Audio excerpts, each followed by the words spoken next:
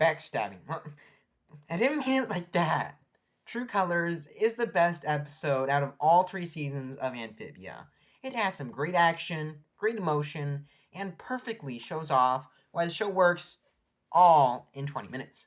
True Colors perfectly encapsulates what the show is about, and even as a standalone, you could watch it and understand a lot of what's going on. The box set explains, Sasha has her motivations written out, and Marcy's betrayal still stings after just what you see in the episode.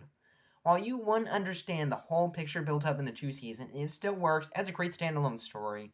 All the characters are showing, well, their true colors and their hidden motives.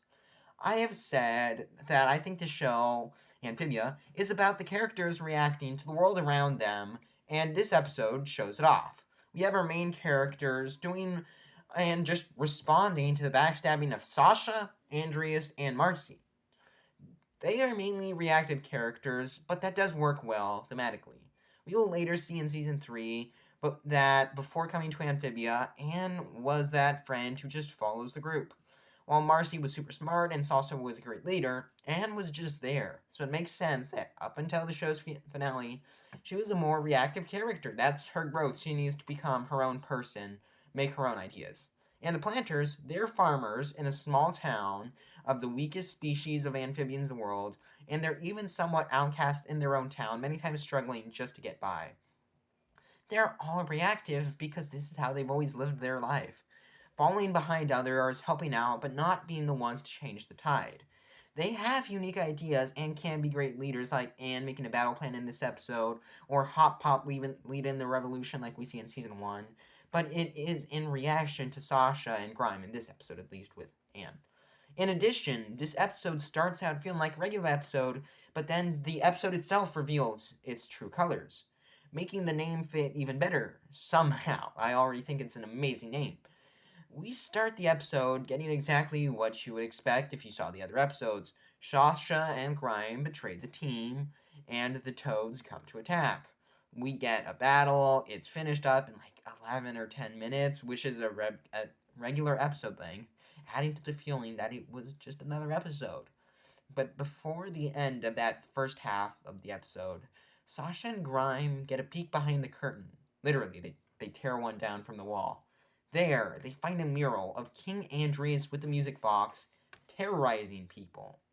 They may have taken over the kingdom for the wrong reasons, but it would have been a good thing until Anne defeats Sasha, finally not trusting Sasha when it's most important to trust Sasha, the whole girl who cried wolf thing, I guess.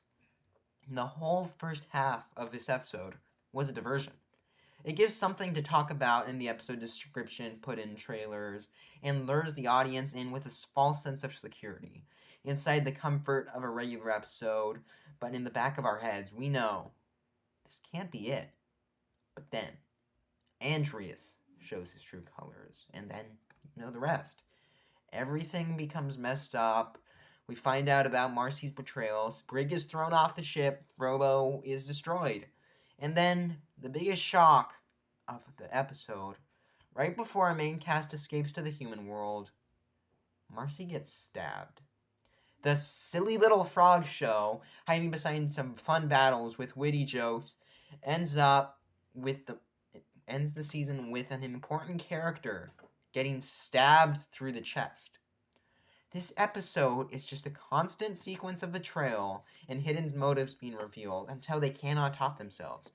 You could not see this coming by watching the first half, but it does make sense, and that makes it so amazing. And another thing, the characters are at their best in this episode. I've already talked about Anne and the Planters, but the others are just as great. Anne, Sasha, and Marcy, they all value their friendship, and throughout the episode, we see what they'll do for it.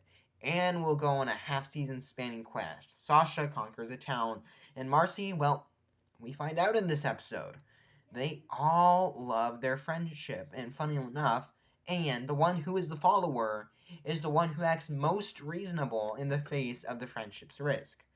Both Sasha and Marcy feel like they are overcompensating for something with their character trait, and although we didn't see much of their life outside of Amphibia, they probably have something back home which isn't going well, like we see with Marcy in this episode. And in Amphibia, The constant threats make every emotion and action taken up to the extreme. In Amphibia, the Sasha becomes power crazy and values the throne more than her friends, values power, and because she's the leader. And Marcy values the friendship too much, throwing everyone else away to save it, even though by throwing them away, there is no friendship. Anne is the truest one of all. In Amphibia, we see how kind she is to others, how protecting she is. But every time she's tried to look out for her friends in this world, every time she gets betrayed. She loves the friendship, but here, she knows when she has had too much and when she needs to break it off, like she does with Sasha, saying that this is it. And then, of course, not trusting her later in the episode. And that character conflict of the three humans is what the show is all about. The show is a hyperbolized version of these three girls' friendship and the rocky road that it faced.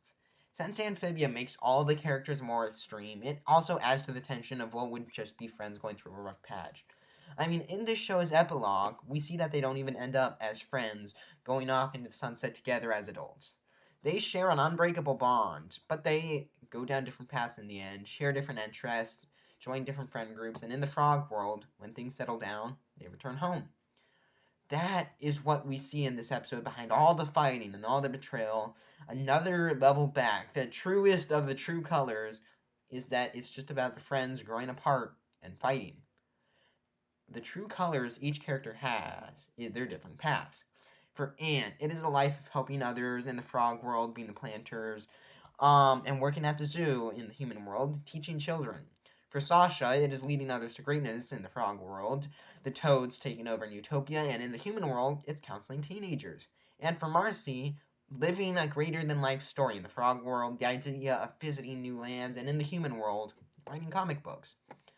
And I mean, you could also probably say something about each character having the different color, somehow leading to that, but I don't know how.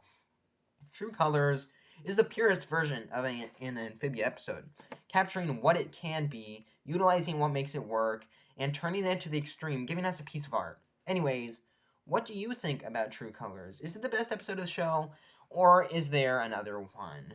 All that and more, let me know in the comments down below. If you want to see my review of Amphibia, which is an hour long, where I dress up as Hop Pop and do weird accents like this, click on this video, subscribe to see more videos about animated shows like this, talking about Gravity Falls, Owl House, all that stuff. I have that on my channel. Once again, thanks for watching. I've been Fictional Fanatics, and until the next one, bye.